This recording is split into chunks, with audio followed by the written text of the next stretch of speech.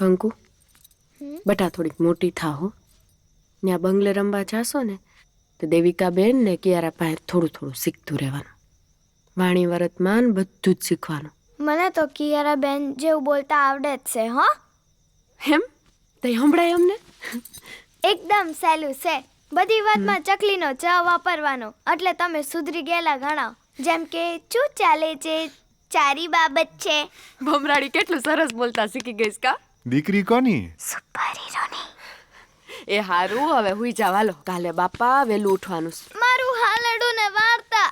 અલી બાઈ હવે તું ઢાંઢી થઈ હો. કેટલા વર હોય પછી? પપ્પા હું હાલડું ને વાર્તા સાંભળે વગર હોઈ જાઉં ને તો મને ભૂત ને રાક્ષસ ના સપના આવે.